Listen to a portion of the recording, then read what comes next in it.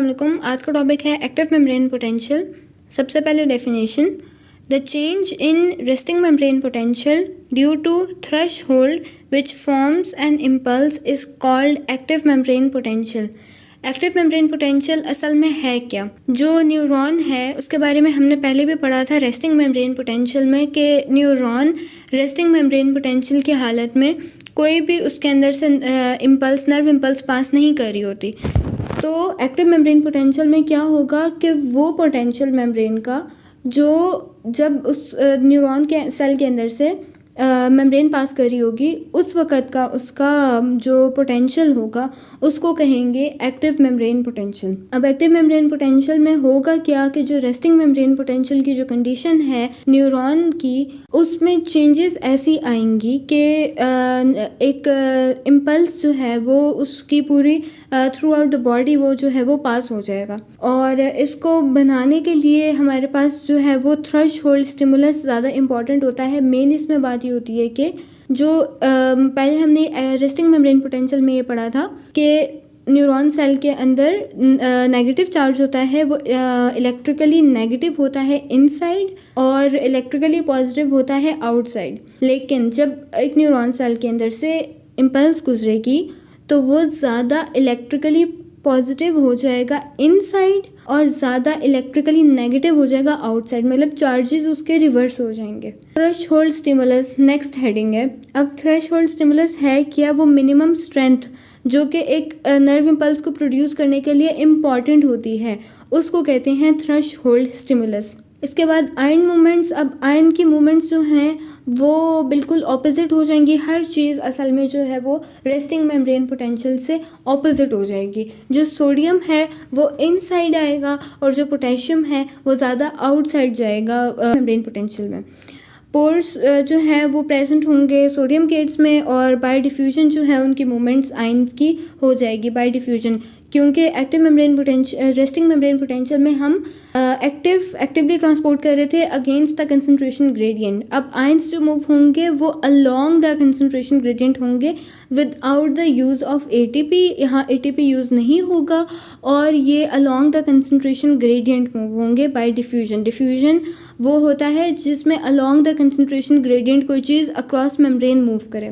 Charges जो है वो जिस तरह पहले हमारी बात हुई है कि चार्जेस जो है वो रिवर्स हो जाएंगे इनसाइड और आउटसाइड। इनसाइड ज़्यादा इलेक्ट्रिकली पॉजिटिव हो जाएगा और आउटसाइड जो है वो नेगेटिव ज़्यादा हो जाएगा। जो इम्पल्स है वो उसके अंदर से गुजरेगी जब तो नर्व इम्पल्स जो है वो उसकी कंडक्शन होगी इम्पल्स की in the form of nerve impulse और मेम्ब्रेन पोटेंशियल। अब जो मेम्ब्रेन पोटेंशियल है ये अमाउंट हमारे पास दी गई है बुक के अंदर 0.05 वोल्ट्स या 50 मेगावोल्ट मेम्ब्रेन पोटेंशियल की वैल्यू है।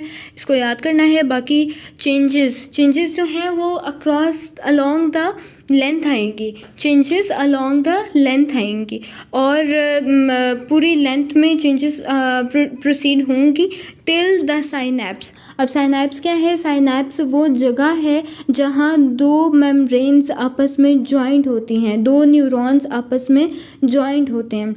एक्चुअली जो दो न्यूरॉन्स हैं वो मेम्ब्रेन टू मेम्ब्रेन जॉइंट नहीं होते, उनके दरमियान में छोटा सा गैप होता है। उस छोटे से गैप को जो दो न्यूरॉन सेल्स के दरमियान में होता है उसको कहते हैं साइनैप्स।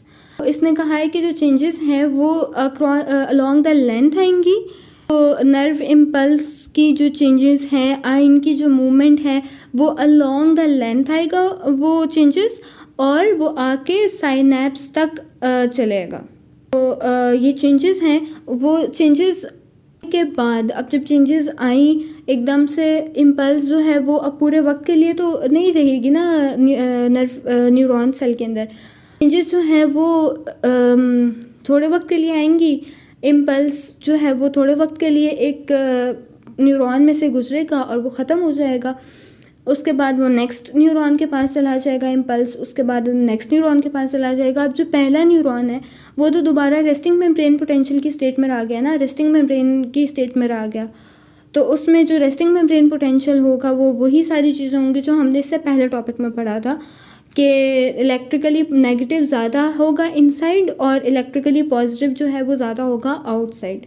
उसके बाद सेल्टाटोरी है, ये ऐसी इम्पल्स हैं जो माइलिनेटेड न्यूरॉन्स में होती है, और इसका मतलब ये है कि जो नर्व इम्पल्स हैं वो नॉड टू नॉड मूव करती हैं, वो बिल्कुल एक स्ट्रेट लाइन में नहीं जाती, वो नॉड टू नॉड मूव करती हैं।